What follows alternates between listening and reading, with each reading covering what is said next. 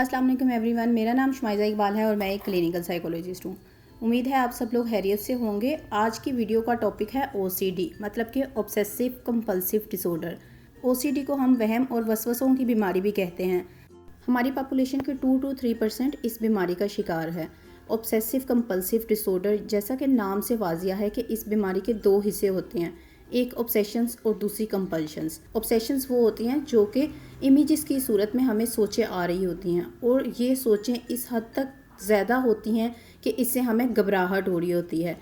अब ये किस तरह की सोचें हो सकती हैं। इसमें सबसे ज़्यादा जो कॉमन सोच है वो होती है डर्ट एंड कंटेमिनेशन की, मतलब कि ये किसी चीज़ों का गंदा होने का खौफ होता है। जैसे मेरे हाथ गंदे हो गए हैं, टेबल गंदी हो गई है या चेयर गंदी है, तो वो उस चीज़ को हाथ नहीं लगाएंगे कि मेरा हाथ गंदे हो जाएंगे। और इससे जो है वो उनको इतनी ज़्यादा एंजाइटी होती है कि वो उसको बार बार धोने पर मजबूर हो रहे होते हैं। सेकंड जो ऑब्सेशन होता है वो ऑब्सेशनल डाउट्स होते हैं, मतलब कि मैंने दरवाज़ा बंद किया है या नहीं किया, मैंने चूल्हे की नॉब बंद की है या नहीं की है। इस तरह के डाउट्स होते हैं जो उनको बार बार उनकी सोचों में उनको तंग कर रहे होते हैं। थर्ड जो होता है वो काउंटिंग रिचुअल्स होते हैं, मतलब कि वो काउंटिंग कर रहे होते हैं।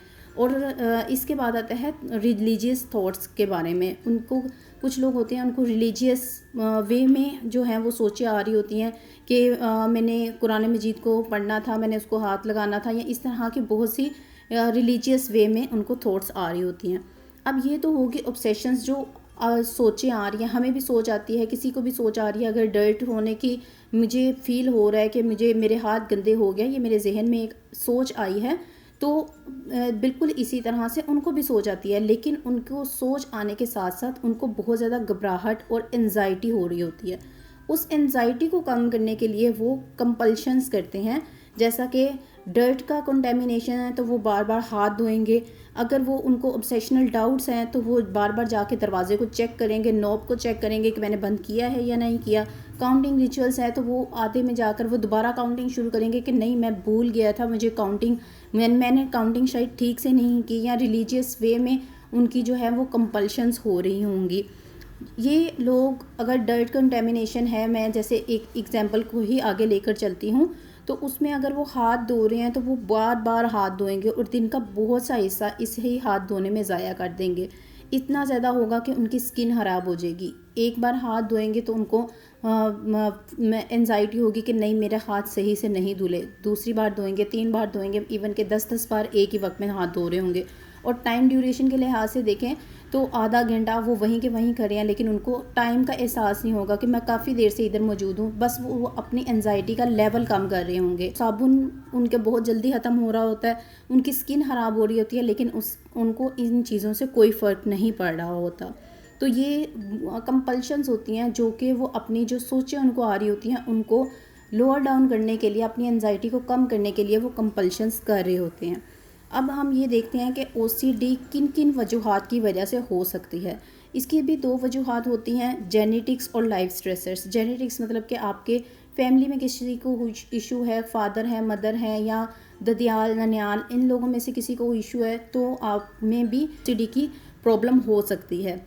इसके साथ साथ लाइफ स्ट्रेसेस होते हैं। चाइल्डहुड अगर डिफ़िकल्ट गुजरा हुआ है, या आपकी जो है करंट आपको कोई ना कोई स्ट्रेसेस आ रहे हैं, मोस्टली ऐसा होता है कि ये 19 to 21 की एज में स्टार्ट होने का इसकी ऑनसेट होता है। अब ये वजह क्या होती है? वजह ये होती है कि इसमें आपकी बॉडी में एक केमिकल मौजूद होता है जिसको हम सेरोटोनिन बोलते हैं। उसकी मिकदार बहुत कम हो जाती है, जिसकी वजह से ये प्रॉब्लम आपको हो जाता है। ओसीडी के ट्रीटमेंट की तरफ चलेंगे। ओसीडी का ट्रीटमेंट 2 तरह से किया जाता है। एक तो ईआरपी के ज़रिए से, जिसको हम एक्सपोजर रिस्पॉन्स प्रिवेंशन कहते हैं, और सेकंड सीबीटी के ज़रिए से, जिसको हम कॉग्निटिव बिहेवियर थेरेपी बोलते हैं।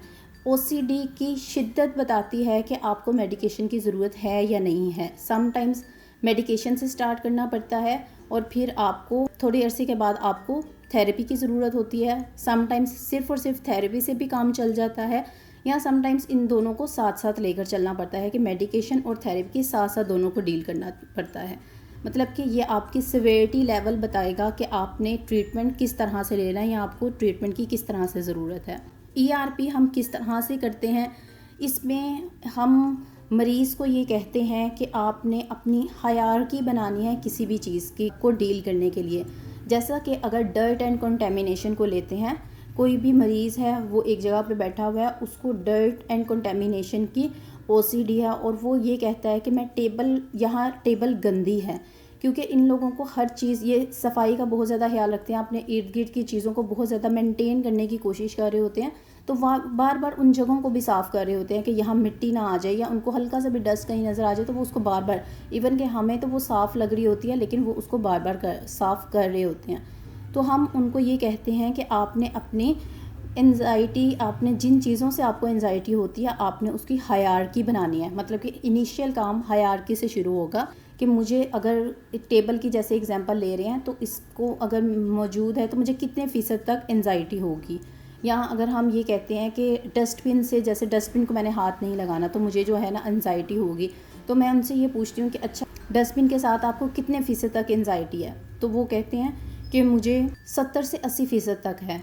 तो इसी तरह से हम मुख्तलिफ़ चीज़ें ले लेंगे, एक टेबल ले लेंगे, एक डस्टबिन को ले लेंगे, वॉशरूम को ले लेंगे, हैंडल्स को ले लेंगे जैसे उनको हाथ नहीं लगाते हैं लोग, या इस तरह से हम 15 से 20 उनकी चीज़ें लेकर उनकी ये हायरार्की लिस्ट बना लेंगे। ये तो हमारा फर्स्ट लेवल हो गया कि हम उस पर काम कर रहे हैं।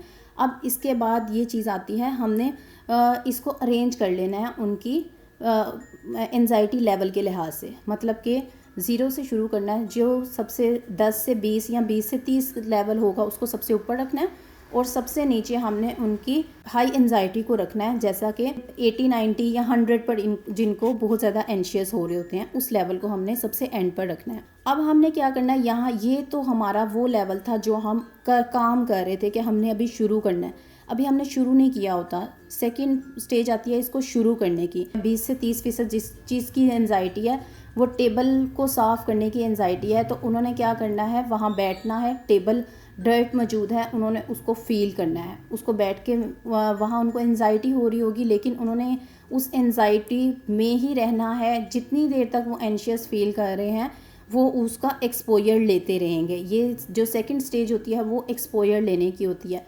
हम क्या करेंगे, उनको वो जाकर टेबल के पास बिठा देंगे और उनको ये कहेंगे कि आपने यहाँ बैठना है लेकिन इस डर्ट को आपने साफ़ नहीं करना है। तो आहिस्ता आहिस्ता क्या होगा, उनका एंजाइटी लेवल बढ़ना शुरू हो जाएगा। हम लोग को तो फील हो रहा होता है ना कि नहीं है, लेकिन उन लोगों को बहुत ज़्यादा इस चीज़ से प्रॉब्लम हो रही होती है और उनका एंजाइटी लेवल इस हद तक बढ़ जाता है कि उनको ये फ़ील होता है कि शायद मेरी इस डर्ट की वजह से मेरी डेथ भी हो सकती है। लेकिन आज तक की रिसर्चेस ने ये बताया है कि ERP के दौरान किसी भी ऐसे पर्सन की डेथ नहीं हुई। पैनिक के सिम्टम्स आते ज़रूर हैं लेकिन उसमें किसी की इतनी सिचुएशन नहीं आई जिसमें उसकी डेथ हो सके।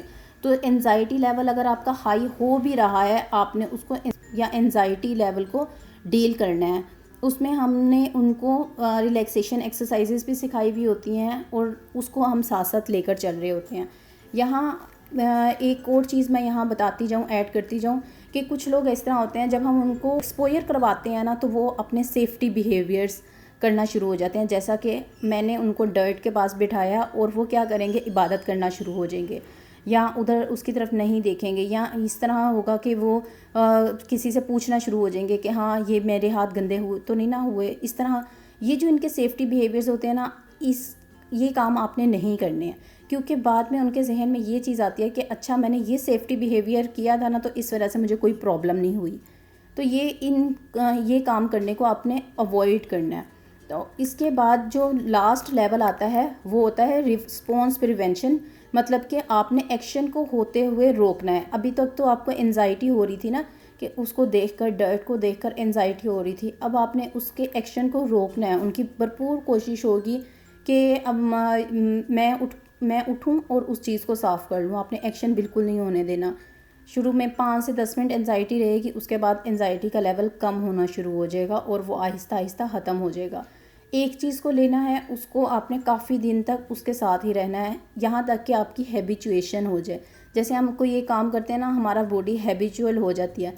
बिल्कुल इसी तरह से जब तक एक एंजाइटी लेवल को कम करने की आपकी हैबिचुएशन नहीं हो जाती, आपने नेक्स्ट लेवल पर नहीं जाना। इसके साथ साथ जब आपको ओसीडी का प्रॉब्लम हो रहा होता है ना, तो बहुत से मरीज़ों को यहाँ ये भी प्रॉब्लम आ रहा होता है कि उनके डिप्रेसिव सिम्टम भी साथ साथ चलना शुरू हो जाते हैं। उनको डिप्रेशन होना शुरू हो जाता है कि मैं इस सिचुएशन में पता नहीं कितना रह सकूँगा, नहीं रह सकूँगा। उनको सुसाइडल आइडियलेशन भी हो सकती हैं।